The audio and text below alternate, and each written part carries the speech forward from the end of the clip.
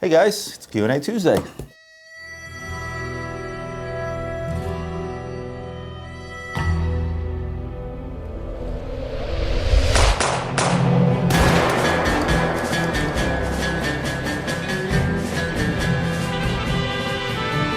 Most of today's questions are going to be coming from email. You guys are starting to email me, and the more I think about it, the more I want to change up the format of the Q&A delivery, or the question delivery. My email is simple. It's roman@luxurybazaar.com, like my website. So email me your next questions to roman@luxurybazaar.com.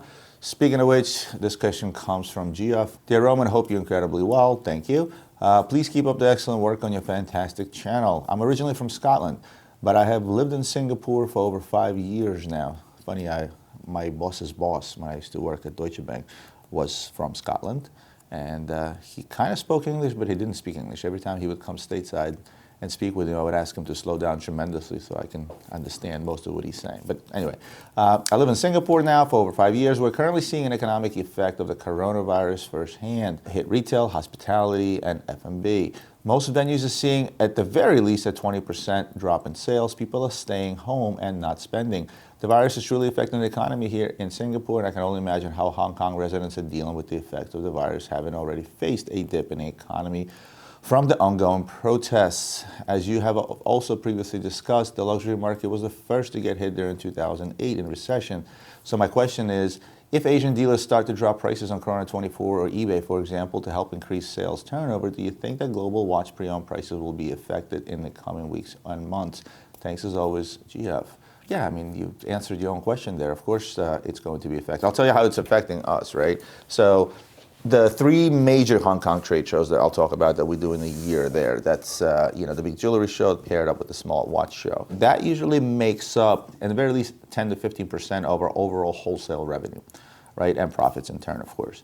Starting with the Typhoon. One show, second show, third show. We had 3 shows of rides. We were supposed to be in Hong Kong at the end of this month, like so 26th or 27th. We were supposed to be there 10, 12 days, and the show was postponed until middle of May. And with that said, because the venue is not available, now it's being postponed to the convention center at the airport. We're getting a much smaller booth. It's 3 by 3 meters. Just to give you an idea, our normal booth is usually 3 by 12 meters, so it's about 4 times smaller. No way to fit all the stuff. And again, I don't think people will show up even at the end of May. Plus, it's not guaranteed that the show will go on in May, considering what's happening with the coronavirus today. But you answered your own question. Of course, prices are going to be affected. What's not going to happen is you're not going to see majority of the Asian dealers do, as you said, drop prices on Chrono24 and eBay, for example. Remember, the bigger dealers, or the ones that can actually affect the market, they can afford to hold on to the stock that they have. Most of them took a vacation right now. Most of them are closed up shop. So the inventory is just kind of sitting there. Yeah, you may see a few dealers here and there that are scrambling for money, dump off some pieces. But unless this thing goes haywire and goes completely out of control and is not contained over the next, I say about 6 months, you won't start seeing a huge effect on pricing of watches. Again, some, but not huge. For this to be a global effect, it would have to be to the scale of, what the financial crisis did in 2008, when you had markets dropping, when you had real estate dropping, everything under the sun was dropping. It was a crisis. This is a crisis indeed. I'm not trying to downplay the coronavirus. Certainly something that's dangerous. Certainly that's something that should be taken care of. But at the same token, it's not the type of crisis that can shift the global market, or at least not something that can shift the global watch market. Because again, we're talking about global, even though Asia is a huge part of that market. And just because that's going to slow down, you're not going to see a huge effect. The only thing I can think of is maybe certain pieces that are specifically only sellable in the Hong Kong, China, or Asian regions overall. Certain pieces may fall in price. It will affect guys like me, affect our bottom line, but don't think it'll do anything in terms of the global market. Hope that answers your question. Here's a really good one from Daniel via email again. Titled SOS from the Consumer. Thanks for that lovely sound effect, Ian. Roman, I hope this message finds you well. I wanted to know if you can give me some insight as I embark on a journey that you, like many other passionate collectors, love and know so well. I've been in love with watches since 2005 and almost went to watchmaking school. In the coming months, I will start with a piece that has moved me since 2005, the Daytona. But in the market with so many dealers from certain countries that claim to have them in top condition, also this new craze of trusted dealers, part of this club of honorable and utmost honesty, Mandani trusted web sellers, as well as trusted checkout on Chrono 24, I'm beginning to think what is new or unworn. Clearly, we all know what this means. But are they saying this is because they have polished them with such care and possibly have executed the latest and greatest technology, like adding metal or stickering, and is it over-polished? If you have any wisdom, please share, and thank you for your contribution to this world that so many of us love. Sincerely, DB Rams. You bring up a good question. I am a trusted Mandani seller. I am a trusted Chrono 24 seller. I am a power seller on eBay. I am part of many other honorable clubs, and basically our reputation is golden, my personal reputation along with my company's reputation. What does that mean? Trusted seller. Well, it's based on my track record with places like Chrono 24, like eBay, and it's based on a relationship that I happen to have with the Mandani family, right, where they deem me to be a trusted dealer. I've done plenty of business with them. They see me at every major trade show. They know the amount of stock I hold all the time, what I sell, etc., etc.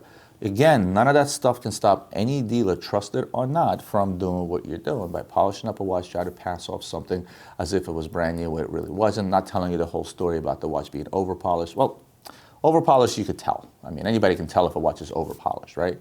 But if your concern is specifically with condition, you should do what I spoke about before, and that is deal with somebody that has a return policy. You don't have to trust me just because it says I'm a Mandani trusted web seller. You don't have to trust me because I am a trusted seller on Chrono 24, and you don't have to trust me because I happen to be a top power seller with 100% positive feedback on eBay. Yes, you can use those things as tools to gauge with who you're dealing with, but at the same token, you don't have to trust me.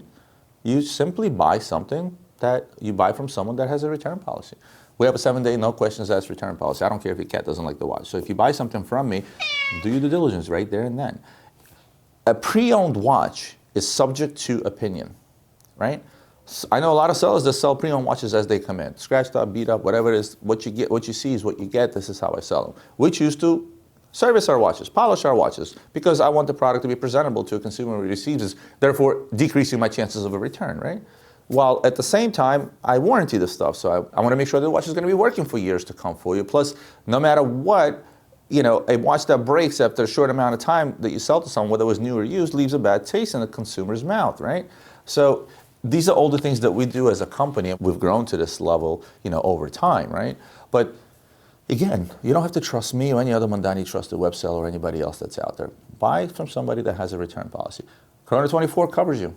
Right? If something is wrong, they'll return your money themselves, right? It's not until you say everything is okay that Chrono pays us. Keep that in mind.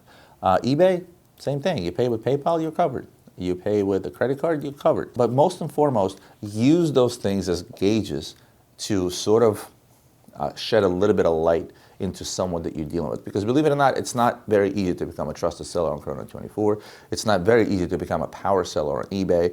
It's not very easy to keep 100% positive feedback on eBay. It's also not easy to get a bunch of Google reviews. That's another thing, right? Google reviews, Trustpilot, among other things, Facebook reviews. And last but not least, it's not very easy to become a Mandani trusted seller.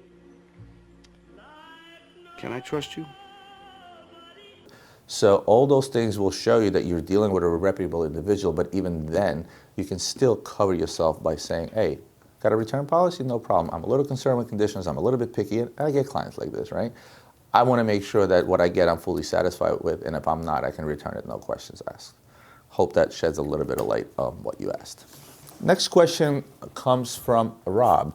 Again, via email. Hi, Roman. I wrote this message in one of your videos. Was wondering if you plan to make a short video about this subject in the future. Have you ever explained on one of your videos how customers can ask you to look for a particular watch, even sometimes a rare limited piece, and how the process works? With all your contacts and watch fair shows, it would be interesting, especially as although it's natural you want to make a buck, your business values appear to be based on trust and transparency, which is rare in the marketplace. Best regards, Rob.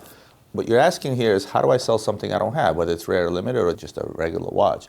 Well, I told you guys before that, you know, my business started with air inventory, as we call it, right? Not every watch I have on my website I actually physically had. In fact, when I first started with $12,500 in inventory, as you can imagine, I didn't have a whole lot of watches. So what it was built on is relationships that I have with those where I can acquire these watches, other dealers such as myself, a lot of authorized dealers, some boutiques, among other places. So this still happens on a daily basis. In fact, this morning, my sales manager, Anna, sold a Ulysses Nardine Freak, one of the new ones that came out. We haven't even had a chance to put that picture on our website and add it to the Ulysses Nardine lineup. But she picked up the phone, called an authorized dealer, say, hey, you have this Nardine? Yeah, absolutely, I have this Nardine. We got a price, quoted the client a price. Client sent us the money, we ordered the watch, he got the watch 2 days later. So it's really that simple. When it comes to rare and limited stuff, this is where it becomes a little more complex. And the reason for that is because rare and limited stuff is harder to come by. It's not a matter of picking up the phone of 15 or 20 different authorized dealers that carry a particular line and getting the best price and giving the price to the consumer. It now becomes a matter of years in business. Again, going back to relationships that you have with certain people. And then also price of the watch, how valuable the watch is, right? I have the ability today to take any watch from pretty much any dealer in the world on memo without signing a single piece of paper due to the reputation we have in the business. So sometimes I need an expensive tourbillon that I don't have in stock that's upward of $1 million. I pick up the phone and a guy from halfway across the world will send me that watch so I can show it to a client. Logistics are also heavily involved in something like this. I mentioned to you guys that I recently sold a Sky Moon tourbillon with a blue dial over $2.5 million to another dealer. The watch that I found was in Moscow. The dealer that bought the watch was in Hong Kong. It's a humongous transaction. Imagine what kind of trust and what kind of relationships one has to have in order just to make that transaction happen logistically, right? Where a watch for that much money in XYZ condition that I judged based on pictures and the word that the guy I bought it from gave me. Without a single amount of money, that watch was then transferred from Ukraine to Hong Kong, where another dealer whom I trust tremendously bought it from me, who then checked it out and sent me a wire, and then I ended up paying the other guy, right? I actually flipped that watch. I didn't buy it, right? I mean, I would have stocked it just the same, but the price didn't warrant me for to stock that watch, and not that it was readily available. It took me a while to find it. Imagine the logistics of that transaction. 99 out of 100 dealers cannot pull that transaction off for various reasons. A, either they're not trusted with such an expensive watch. B, they don't have the balls to do this type of a transaction and take on that kind of liability. C, they don't know how to logistically transfer watches from place to place, properly with imports and customs and all those other wonderful things, right? And C, not a lot of guys out there have clients that buy these type of watches, right? So this is where it becomes a lot trickier. But for the most part today, the way it works on our website is nobody really checks out on watches that are $10,000 and above. Like I've never had anybody literally go on my website and add a $30,000 watch to the shopping cart, check out, and expect the package the next day. It just doesn't happen. It's a very personalized business. People will, in the very least, click the inquire button underneath the watch saying, hey, is this watch readily be available for delivery? What's the best price? Blah, blah, blah, blah, blah. Either a phone call is made, it's all done via salesperson. It's very, very personalized. And for the most part, that's how transactions takes place, whether we have something in stock or not. Just last but not least, when we first started, 95% of the stuff that we sold was on call. Somebody asked for a particular watch, I went out, I found it, I got paid, I ordered the watch, I shipped the watch to the customer, everybody's happy. Today, probably at least another 30% of our business on the watches end. On the jewelry end, I only sell what I have in stock because jewelry is very difficult to get out and get, and we have plenty of it. And even still, sometimes people ask me to order certain Chopard jewelry or Tigrizogona jewelry or Bulgari jewelry that I have access to, but I can do just the same, or Cartier. But for the most part, we still probably do. 30% of watch retail business is probably still on call. Why? Nobody out there can afford to have every single watch in stock, number one. Two, it's cost prohibitive, makes no sense to hold such a large inventory. But for the most part, who can afford to hold $1 billion in watches, right? Nobody. So I hope this sheds a little bit of light, Rob, into what you asked. Here's a good one that I can answer rather quickly from Tawanda, all the way from the land from down under. Wow, I made that rhyme. Great content on your channel. My favorite has to be the What's on My Desk 45 with Bob. I'm based in Gold Coast, Australia, and I'm thinking of getting into the watch game. I've been following you and a few other dealers on YouTube. When did you become comfortable to be able to identify fakes, and how long did you build this knowledge? Lastly, I was having dinner at the Palazzo Versace, a very trendy hotel here in Australia, and noticed a guy with a stainless steel 5711 Nautilus, but the dial was light brown. I've been researching on this, but got nothing. Do you know of any brown dials on any stainless steel Nautiluses? Look forward to buying a vintage watch from you this year, once I have saved up enough. Tawanda. It's funny how most people assume that when somebody is looking at fakes, right, it's based on the experience in the business and handling those watches and having that watch in front of your face 10 and 20, 30, 50 times over. It is true, but to an extent. For the most part, most dealers out there rely on relationship, as I discussed in my previous questions. It's knowing who you buy from. So when I purchase these watches from authorized dealers, other dealers in the gray market, other wholesalers, et cetera, it's not about what I'm buying, it's about whom I buy from. Now, of course, having been doing this in 18 years, I can tell a fake from across the room. Most fakes of some sort of a watch that doesn't really exist. It's a Richard Mille. It looks like a Richard Mille, but they don't really make that kind of Richard Mille, right? Different colors, different cases, something like that.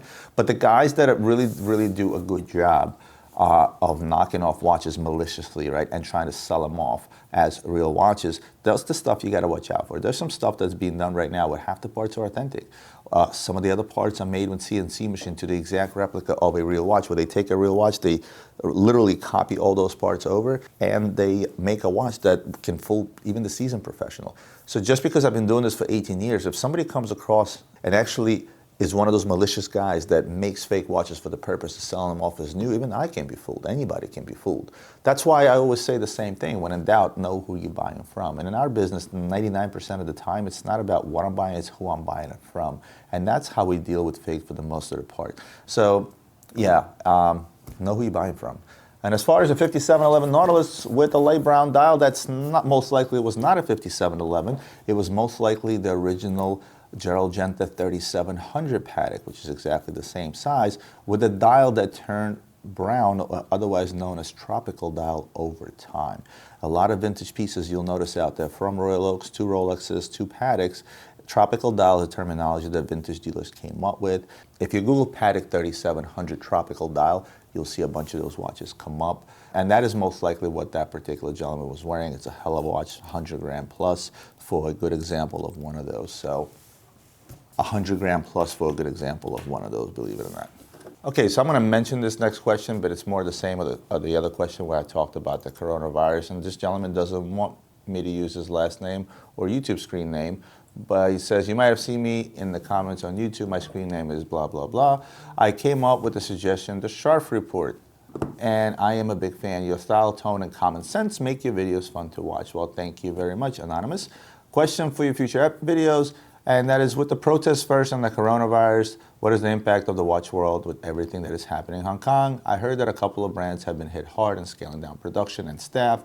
Will the lack of sales in Hong Kong make availability of hard-to-get pieces in the rest of the world better? And the answer, as in the other question, no. Yes, there's going to be certain brands, certain stores, certain things that are going to be scaling down because retail business is not what it was, and Hong Kong is huge on retail business.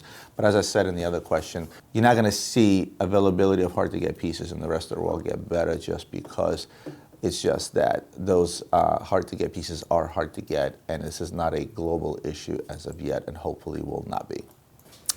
One more complicated question, and I'm going to get out of here, from John via email again. Roman, been a fan for a long time. Wanted to toss two questions your way. First, how do you handle sales tax on trades? For example, I come in wanting a $15,000 watch and I have a $10,000 watch in hand to trade.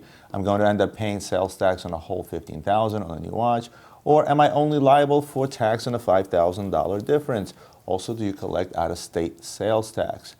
Second, I've posted this on YouTube channel before. Would you agree it's fair to say that value retention, not necessarily investment potential, we all know how you feel about that, you paying attention, favors higher price point pieces, at least in the pre-owned market? For example, a pre-owned $3,000 Breitling today will likely drop in value maybe $1,000 in, say, 10 years.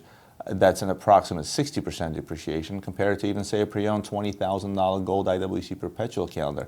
I've had a hard time imagining that the IWC would drop below 10 in the same 10 years, so 50% depreciation tops. I know there are other factors at play, Breitling versus IWC, gold versus steel, three-handler versus perpetual calendar, etc., but all these factors are represented in the price point. With the understanding that it's not hard and fast rule, I'm not saying expenses always equals save money, but as a blanket statement, would you say that if value retention is your goal, looking at a higher price point is where you're going to find the best luck? Thanks for everything you do. I'm always looking forward to the new content. Yours is one of the few YouTube channels that I actually look forward to every week and make a point to watch. Well, thank you again, John. On taxes real quick, unfortunately, when you're buying something from me and you're trading something in, if you're local to Pennsylvania, I'm going to have to charge you tax on the entire purchase.